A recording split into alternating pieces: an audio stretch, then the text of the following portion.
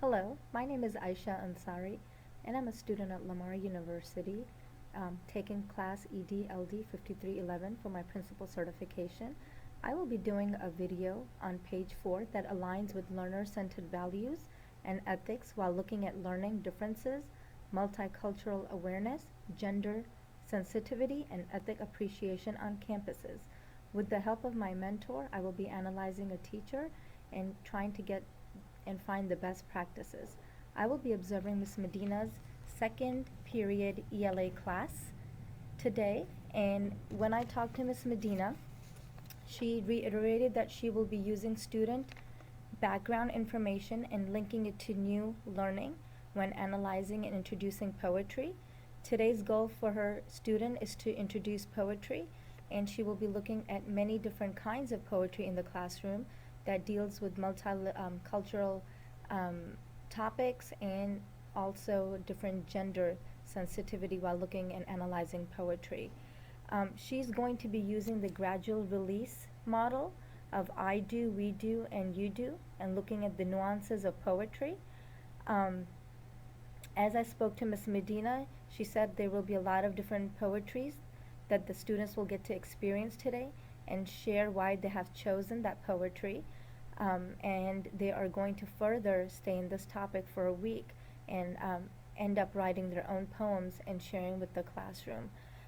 Hopefully, I will see a lot of best practices in the classroom, and I just can't wait to see what Ms. Medina has to offer to her students.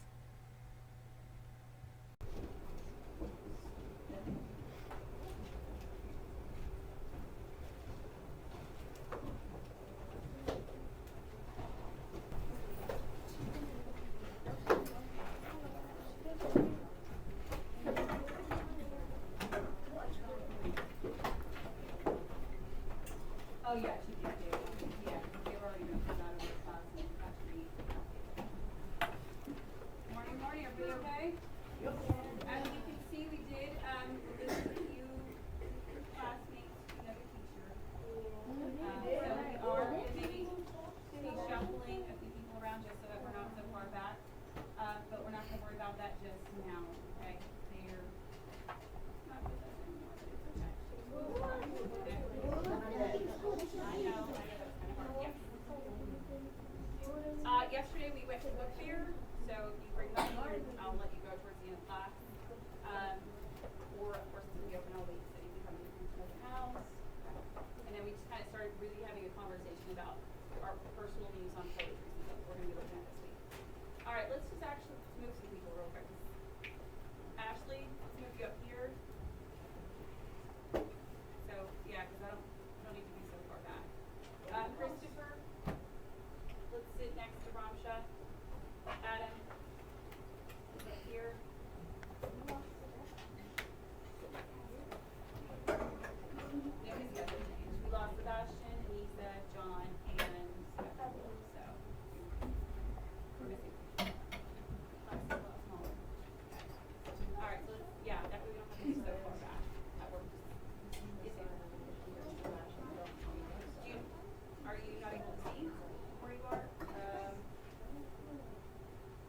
go ahead and sit next to Jacob. Okay, so why don't you just switch seats? She's a little taller than you.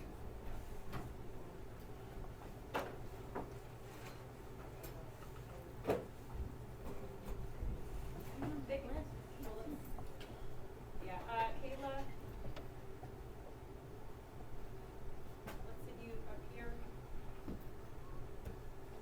And Carrie, let's sit you at the table behind you so we're not so crowded back there. We're kind of squeezing the other people. Good. Alright, sorry.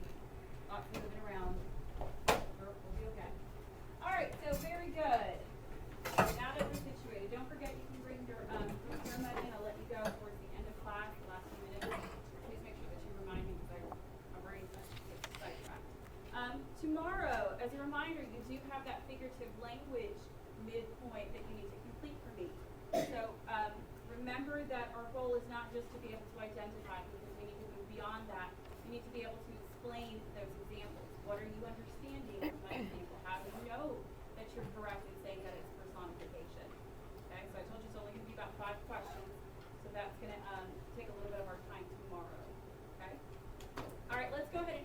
to our composition books where we were yesterday? Take a second to do that. Yep, not just yet. Okay.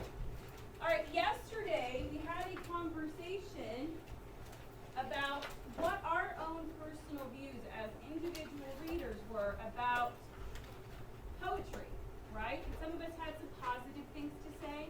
Some of us had some not so good things to say, and we said that's completely okay. You're entitled to your opinion. But we talked about kind of understanding our own personal views about poetry and kind of going in there with an open mind.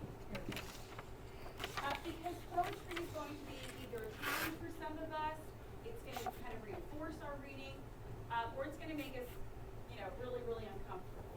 Okay? So some of you guys shared out what you thought yesterday. You had that quote that kind of spoke to you about how you viewed yourself as a reader and why you agreed with that specific quote.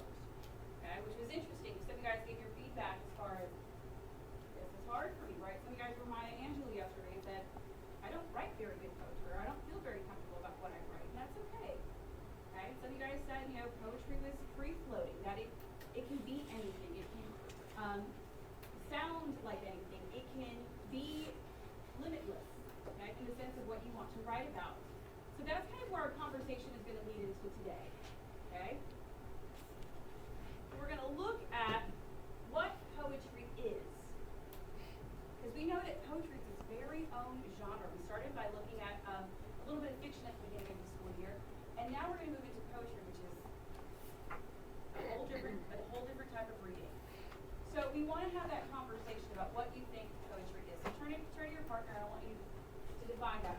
What do you think poetry is? Take about 30 seconds. Okay? Okay, go ahead. Just turn to them. You're good. You can do a group of 3. What do we say here? What is poetry?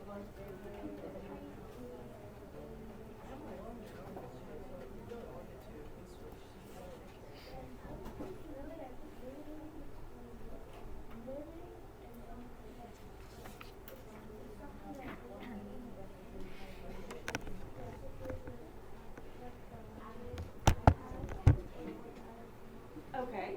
That's interesting.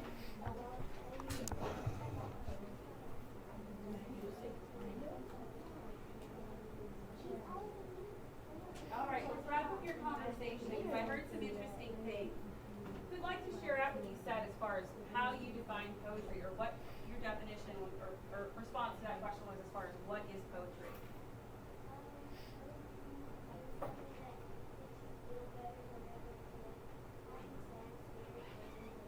It's something that can make you feel better, good, right? If you're maybe going through a certain emotion, poetry can be read and it kind of improves that mood. Okay, anybody else? I heard some other good things. Nobody else? So nobody knows what poetry is or has any idea. I think that's another language. What did you say? Another language. It's because when you read it, you don't get what it means immediately. You have to think about it and know what the words are talking about. Okay, so you have to think about it. I like that you said that because we kind of expressed that early on, that poetry isn't something that you can read over once and go, oh, I get it, right? It's going to take a little bit of effort and a little bit of time. And I also like that you pointed out that you've got to pay attention to the words, the type of words, the choice of words that the author uses. Austin, you said something interesting. What did you say? Because it kind of piggybacked off of what Issa said. But you said something along the same lines. That poetry doesn't really make sense because it's what the this is what the writer feels. Right. It's unique to the writer. I'm sorry, Christina. It's unique to the writer in the sense that you and I try to make sense of it, but that poem represents or speaks about something that specific person was wanting to share with us at that time, right? Whether they lived 100 years ago or whether it was someone in my second or third year class that this poem I'm reading. So I can't necessarily understand everything in there, but I can do my best to try to make sense of it, right? And I heard one other thing that everybody kept kind of saying, that poetry is, what did you say, Steven? What did you share with the guys? I think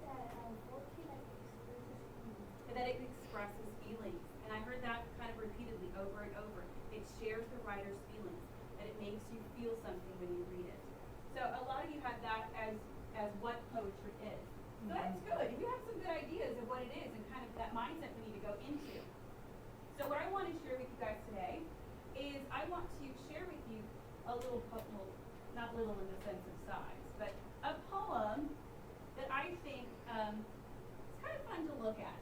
And it'll give us a sense of what poetry is, or at least what poetry can be. Because we all kind of define it a little bit differently, which is okay. So let me pull that poem up here real quick. Make sure that's all. It's on 2 pages, so I want to make sure I get it all right. All right. So this poem here is called Don't Be Afraid. That focus here for just a second. Okay. Don't be afraid. You see the title right at the top.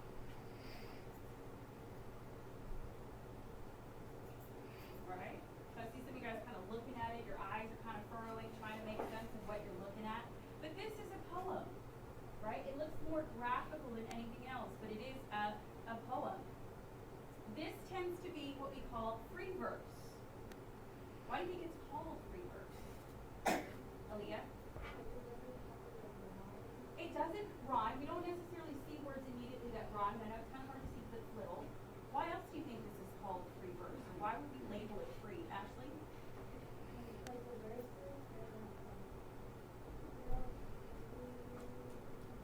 They kind of take a shape, or they're not in a block as we think of writing. They're not in paragraph format, or they don't look like complete stanzas. Okay, Jada?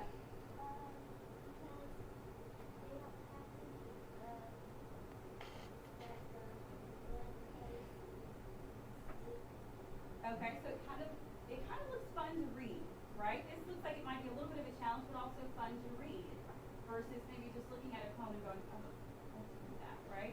Good, Austin? It doesn't follow a specific format. Oh, it doesn't follow a specific format. That's good. So it's not something your teacher going, you have to write about this, using this, use 4 similes, 1 metaphor, right? There's really nobody telling you what you have to do with your poem. Ashley?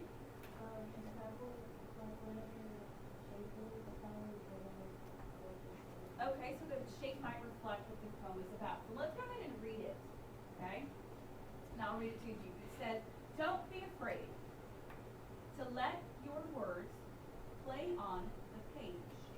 Let them line up like soldiers on parade. Let them dash downstairs. Let them fall fast and crash on the grass. Or skip from rock to rock across the stream. To emphasize a word, make it live alone on its very own line. Add stanza breaks or dashes to make the reader stop. Play with punctuation. Ellipses make words trail off. Parentheses add subtlety to a slide aside. Indent a line to expand on a thought of the line that came before. Let your words build and explode. Let them linger in the air. Let them slink away slowly till they're barely even there. Kind of interesting. I thought it was pretty interesting that the writer here kind of played around or had a good time writing this poem, which was essentially about what? Writing a poem. About poetry, right? About poetry. So it's a poem about poems. Kind of interesting in that sense. Okay? So it can be creative. Some of the things that I noticed that you probably noticed immediately, it kind of starts looking like a normal poem, but then I saw that there's a lot of spacing in his poetry, especially this first part of it. Okay? Those first few lines. Okay? To let your words play on the page, let them line up like soldiers on parade. So this little stanza here, which I kind of look at, I saw that he's lining up his words, right? He's got these little columns that look almost like little what? Soldiers. They look like little soldiers. So he's playing around with that poem, with the structure of it, or how he sets it up on his page, so that this first stanza here looks like actual little soldiers. So that was a clever way to kind of play around with that, right? To structure his poem. All right, I also noticed this part here. That obviously caught my attention. Let them dash downstairs. So what do I see when I read this? right? I see that image in my head. Let them dash downstairs. He could have easily written that across the page, but he doesn't. He plays around with it as though I'm walking down the stairs along with him. Okay? Christopher, let's get our head up, please. All right. Okay, let them fall fast and crash on the grass. That's not a typo. Let's see what he just said. Not a typo. Look how many S's he has there. Normally, if you wrote something for me, what would I do? That? Yeah, put a mark on it and say you did what? Yeah, you got a spelling error. But because this is poetry, there's obviously a reason that he decided to put 1, 2, 5 S's in there. So I, as the reader, have to think about why are there 5 S's on the word grass, which I know only means 2. Okay? So what does that do for me as the reader? I have to say grass, right? I had to extend that word a little bit more. So that's going to affect how I read it. I'm not just going to say crash on the grass. I got to extend that word. So think about why that's there. It's not there by accident. He didn't accidentally, put one too many S's. Okay? Or skip from rock to rock across the stream. Do you see the spacing there? Yeah, it looks like you're doing what? Right? We've got someone kind of jumping over the rock onto the next one. So there's my little visual that I kind of get. To emphasize a word, make it live alone. That's kind of powerful there, right? The isolation of that word alone, sitting alone on the page. Yes? That happens like in books a lot. Like if the character is in a tornado or something and then he's by himself, it says alone. Right. He was alone. That's a powerful word, alone, right? It makes you, it kind of, when I, versus reading here and dashing down the stairs and jumping over the rocks and then just reading that word alone to emphasize it. So that's exactly what he's telling us in his poem is exactly what he's doing within his poem. Right? He's emphasizing a word by making it stand by itself. So poetry, you could do that in your poetry. Maybe if you want to focus on one big word, right, that's pretty powerful in your poem, you can make it stand alone so that the reader focuses in on that. Okay? Add stanza breaks or dashes to make the reader stop. So there's my dash. Play with punctuation. Ellipses make words trail off. Parentheses add subtlety, and you use parentheses there to a slide aside, right? What else do I need to know? Because that's what parentheses says. No, what? Oh, I'm sorry. Yes, I know it's kind of stuck under here. And then he says, indent a line to expand on a thought of the line before. So, is this person following really any rules? No. Right? They've really thought through. He's really thought through about what he wanted to say, and then how can he communicate that to us through the, not just his words, but also how he puts it on his page, which to me is, one, it's kind of attractive, right? It catches my attention. I really want to read this now. But now I can see how the poem's words and its structure and format kind of support each other here. So let your words build and explode. So he's played around with what? The size of the font, okay? Let them linger in the air. Some of you guys would have read that wrong. It would have been them in air, let linger the. Miss Price was having an issue with that yesterday. She was like, what? But you got to read it as though they're lingering, right? What does it mean to linger? They're kind of hanging out up there. So we see this right here is one line. So it goes, let them linger in the air. So we're supposed to imagine this word's kind of floating up. Okay? Let them slink away slowly. So he's played around with his spacing again. Till they're barely even there. Look at that font size again. I know it's kind of hard to see. But it gets smaller and smaller and smaller. So think about this as far as what poetry can be. Okay? So let's add to that. Some of you guys said poetry is about feelings. Poetry doesn't make sense. So now that we've kind of examined this one, what are some things that poetry can be? Funny, right? We can add that. Poetry can be funny. Anything else? Well, based on what we looked at today. Based on this structure. Huh? Creative. Absolutely. Right? Move away from maybe that boring pattern that you're used to. Creative. Play around with your words. It can be free. I like that.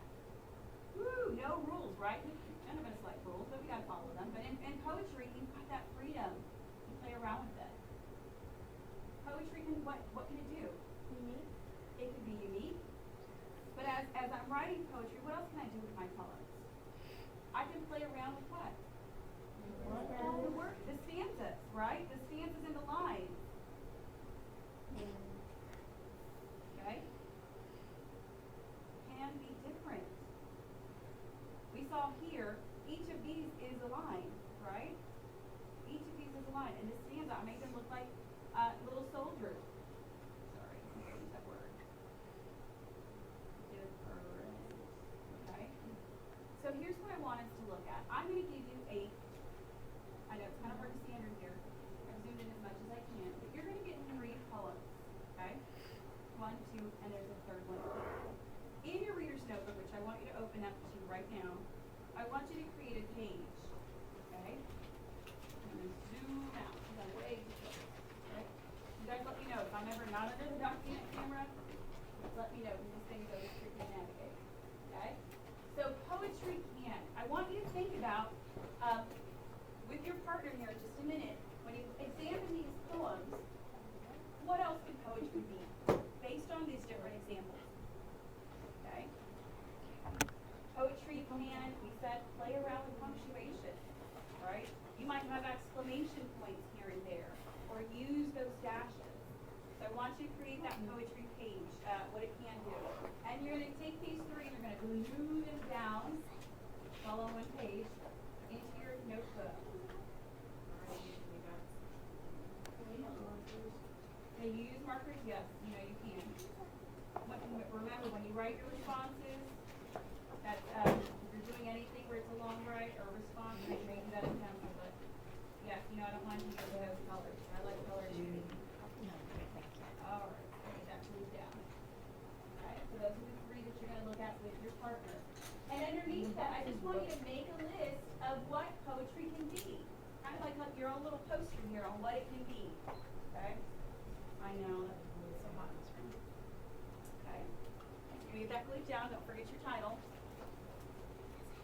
And I want you to actually read these poems. They're short enough for you to read. I know that one in the middle is a little difficult, but it has to be a little bit smaller to squeeze it in there.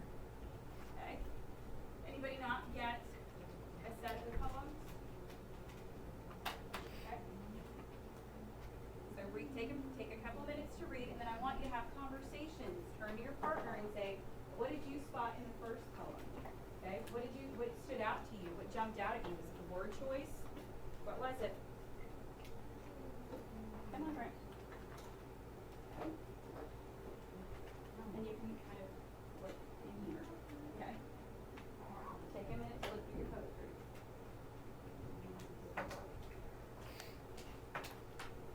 Get me.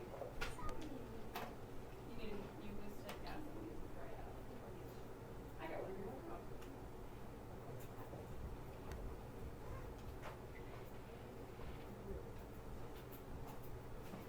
All right, take a few minutes to read through them. I know there's 3, but they're relatively short.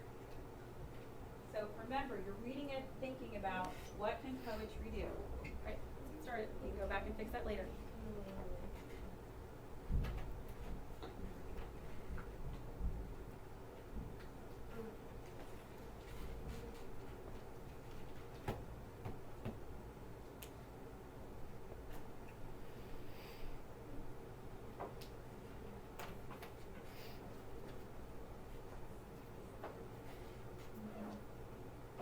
Take about 2 more minutes, and I want to look at the first one together so we can do this together and see where, make sure that you understand what I want you to do.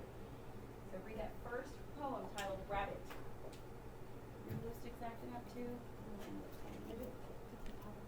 Yeah, sometimes I turn them while it's closed and it just gets jammed in there. Do you still need a glue stick? Okay.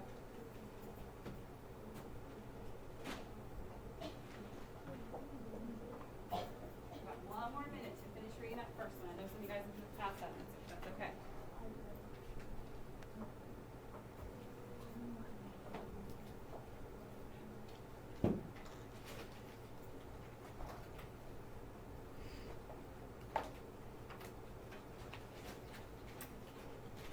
All right, let's look at that first one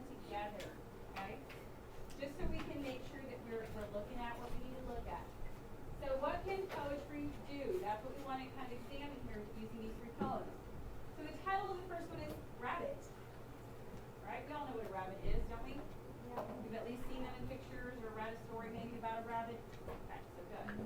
It says, a rabbit bit a little bit, an itty bitty little bit of beef, then bit by bit he bit because he liked the taste of it. Okay? And that was by Mary Ann Hilberman. Pretty simple and short, but one of the things that I noticed that she did in her poem was that she played around with the word bit. Right? She played around with the definitions of the word bit. Bit as in what? Right? To bite someone, and bit as in the amount. Right? So she played around with it, and you kind of have to read it a couple of times to see which bit she's using in what line.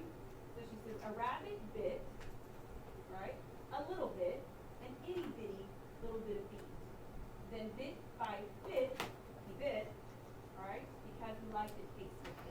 So one thing I'm going to jot down on my poetry can page here is just poetry can play with words, right?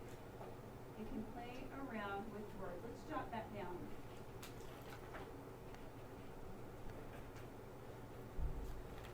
So we know we've got lots of words, lots of homonyms, words that are, that have different definitions. Maybe are said the same way, but are spelled differently and have different definitions. We can play around with that. That's what she did. She got creative there. Okay? And it's very simple. There's really not a lot of complexity to the poem as far as what does it mean. I think it's kind of pretty obvious. But one of the neat things that she did was to play around with the word bit. Okay? So now I want you to take the time, take a few minutes here. I'm going to give you about 8 minutes or so, 8 to 10 minutes, and I want you to get some more things down on your chart, okay, on your paper. Talk to your neighbors. What else? And I want you to just to jot down those little phrases. It doesn't need to be a little explanation. Okay? So what are other things based on the three poems that poetry can do? Poetry can play with words. So I'm just going to put that in there. All right. So take a few minutes. I want to hear conversations. If I'm not hearing the conversation, then that means I need to come to your table to see what's going on. Okay? So take a few minutes. You've got the same poems you're looking at.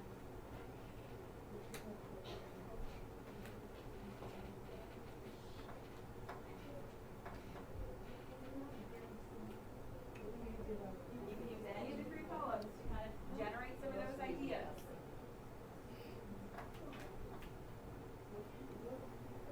What else do you see poetry?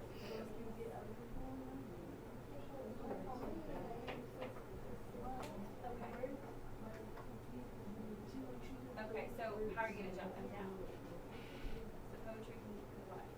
Can be simple, confusing. So you guys decide how you're going to put that. Do you agree with that? That looking at this particular poem, that yes, it's simple and the topic is simple, or what she's writing about seems like a simple idea, but the confusion comes in where? Right, kind of keeping track of that word. Okay? Simple, but it can be simple but confusing, right? There might be poems that are 2 or 3 lines. You guys were trying to make sense of those quotes yesterday, kind of the way they were written was almost like poetry. And so even though something is short, doesn't necessarily mean it's easy to read, right? Or easy to understand.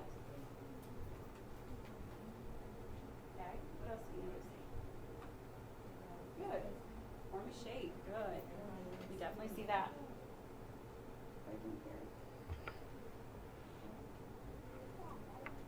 No, you can use all of them. You're looking at all of them. And you can come back and revisit Rabbit. That's fine. Because that's not the only thing that you probably can take away from that poem.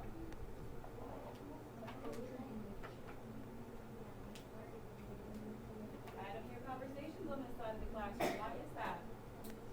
2 heads are better than 1.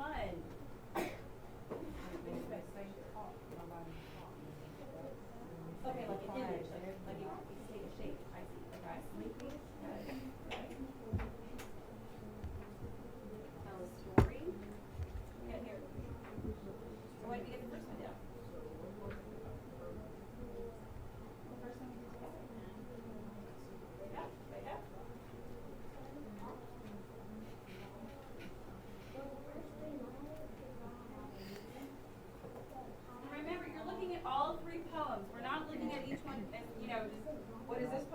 what is this poem, but what can all poetry? Because all of these are 3 different examples of poetry. Okay? Good. What you guys just say? Okay.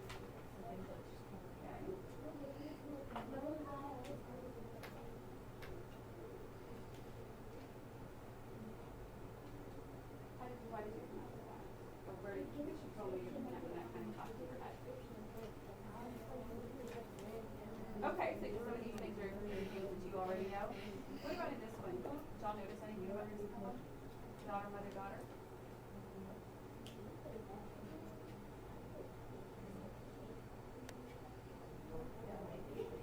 How so?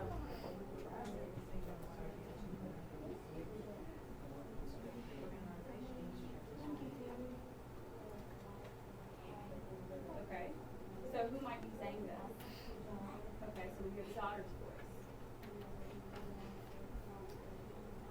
So we almost see what would you call this? Like a conversation. So who's speaking to us? The mother or the daughter? Or both?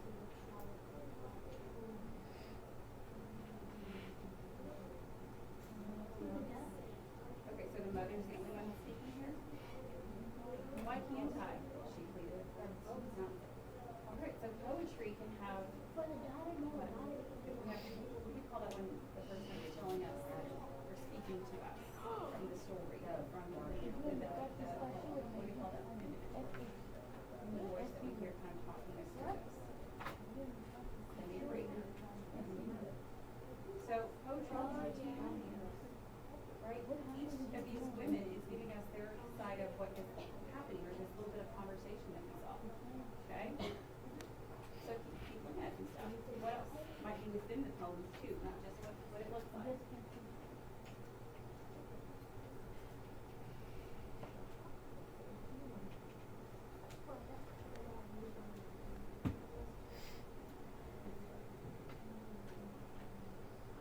Good.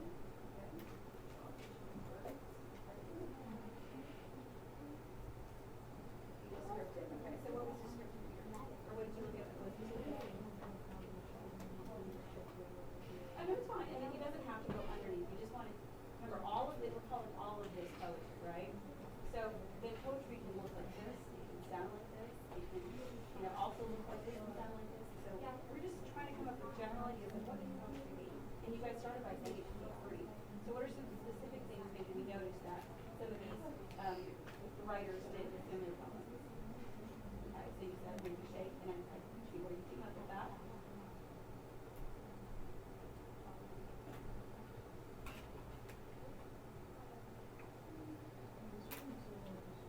Okay, so then be descriptive. So maybe use. I like using my Right? Silvery quill. It says silvery quill, red feathers, and limitless sky, soaring high. So yes, I think maybe his word choice is what encourages it to be, or pushes it to be a little more descriptive than usual. Okay, so where did you get where did you say that? Why did you guys come up with that? Okay. So what did you spot there? What did you notice about that one? So we hear 2 voices in our heads when we're reading this, right? Or we at least should hear 2 voices. Good. So it can be like a conversation. We can have two speakers in the home. It doesn't always have to just be, that one person speaking to us. Yeah, we can probably relate to that situation too, right? Especially when we get older, we become high schoolers.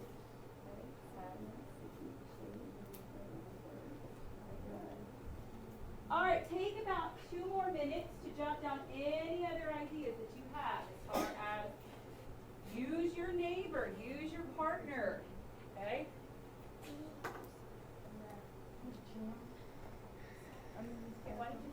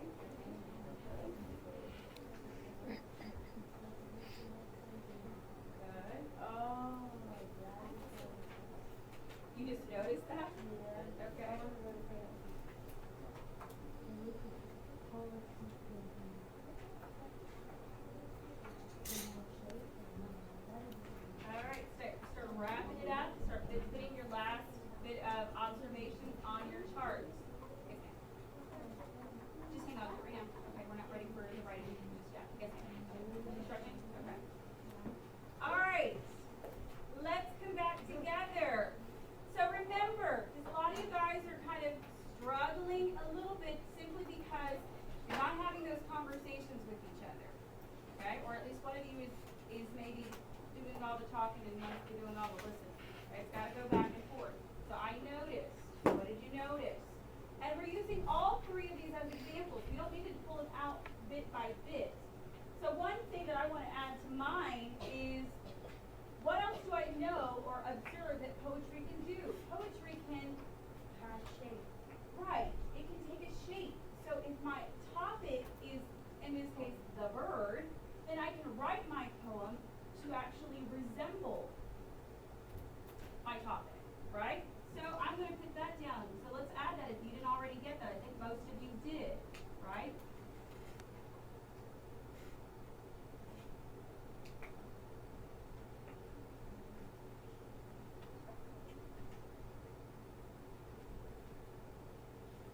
Right? So poetry can take the shape of the topic. The topic is about a bird. So we decided what better way to demonstrate this than to make it a bird, right? That's pretty powerful because it catches our attention. Okay? Jada, you want to give me one from your table?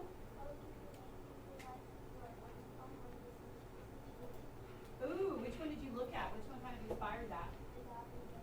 You can relate to it, right? Poetry can be relatable. You can go, it's me and my mom all day. So I like that. It can be relatable. Right? It reminds you of something that you've maybe experienced. Anything else that we saw? Natalie?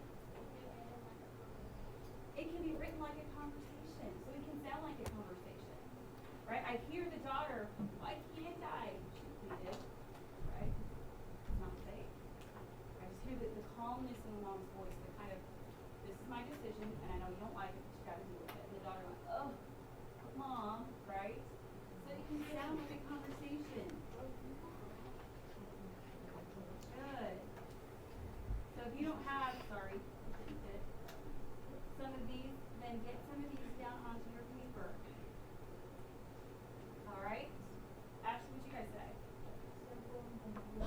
Simple but confusing, right?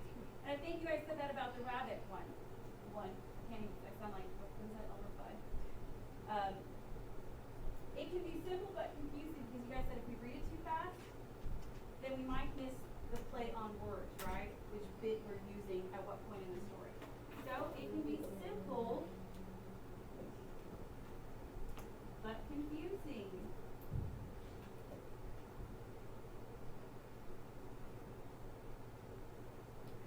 Anybody else have something? Okay. Austin? It can line up a certain way.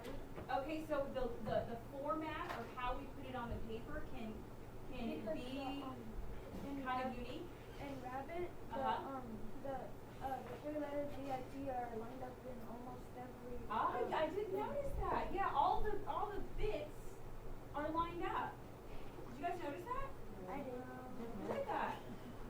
I didn't notice that before. That's really good All the observation. bits. Look, all of that lines up. Except for the last one. Bit, bitty, bit, right? So, didn't even notice that. So, how would we put that on paper? Let's see. Okay, so do we want to say that? How did you put it, Austin? That the words can line up. Okay. So poetry can make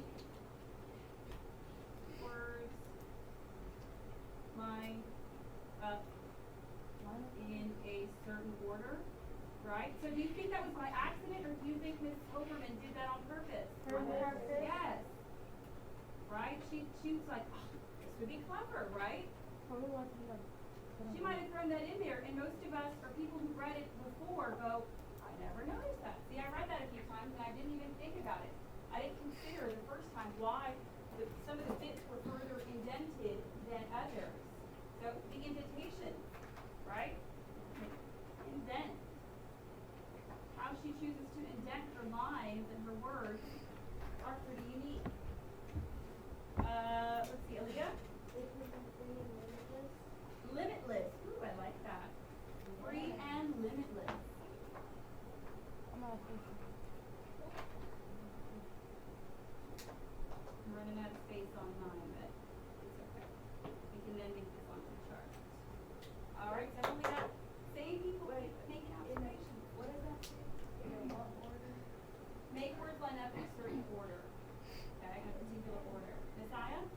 have like one word means have different meanings? Okay, so you can use words with several meanings, and maybe that's part of the mystery of the poem is figure out which meaning is she using right now. Okay? Words with different meanings.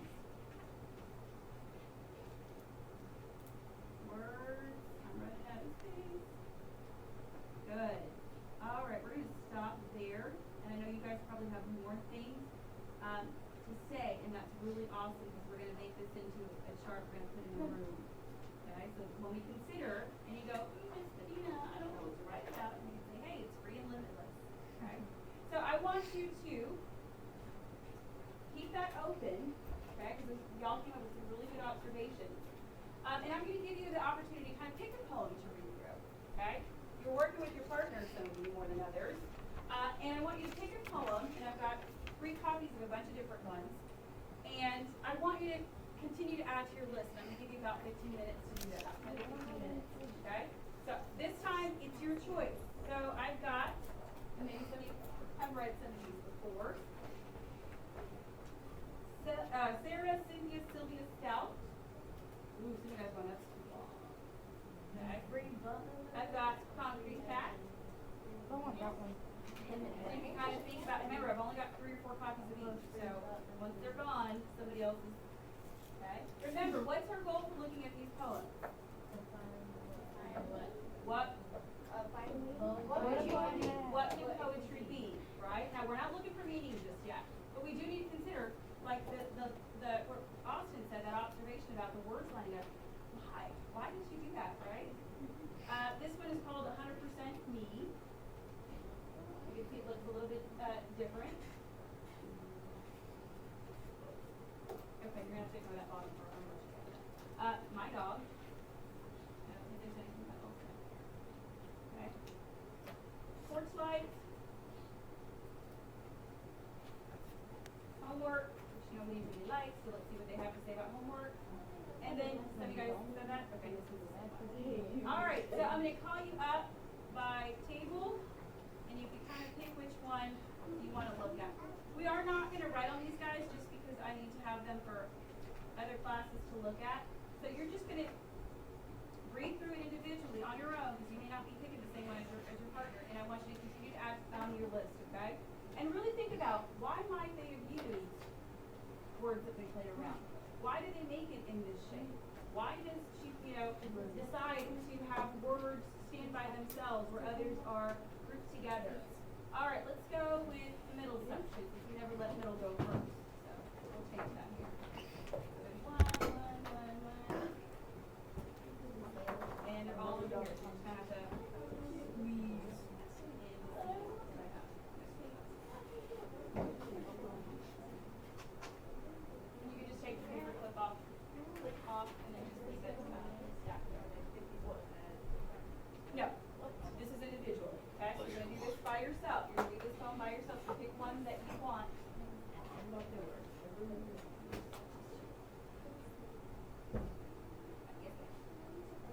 Yes, that works. Okay, yes, if you run out of space like I did, you can continue on the back of your page. All right, end section over here, my last section. We don't have a lot of you guys.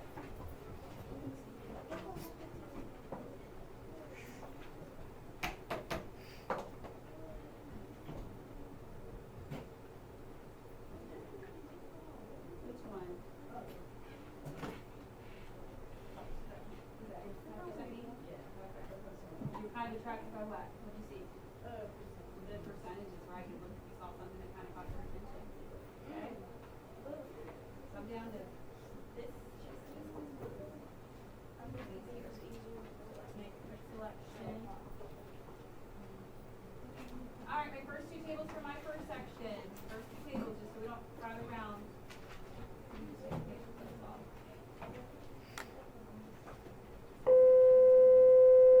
All right, down to 5. You got the cat one too?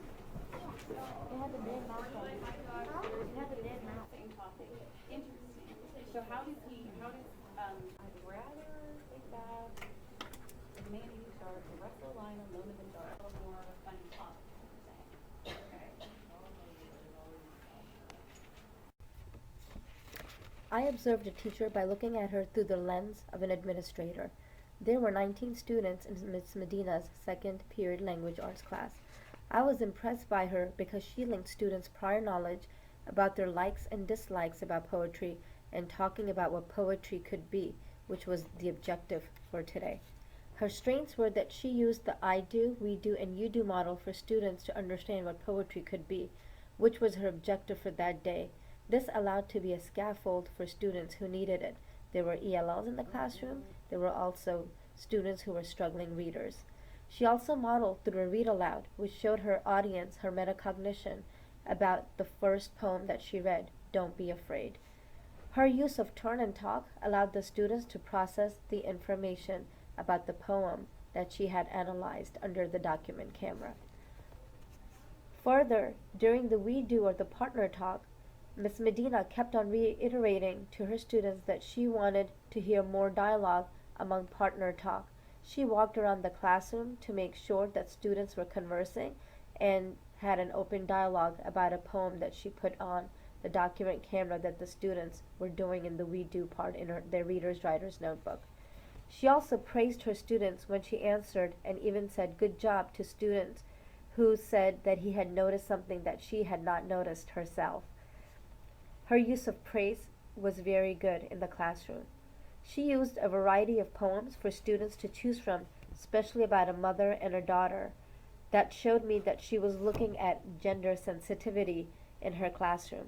Her ethical values were great when she spoke to her students in a meaningful way. She was nice and considerate to them and gave them praise when it needed. She went to all of the tables or groups in the classroom and she conferred with the students when they were doing the we do part of the lesson. However, there were a couple of weaknesses in Miss Medina's classroom. She didn't explicitly tell the students what the objective for that day was or her ELPs, even though they were written on the board. Especially for ELLs, they need to know what the lesson for today is and what they're learning that day. Even though the teacher used the gradual release model of I do, we do, and you do, there was still more of a teacher talk rather than student talk.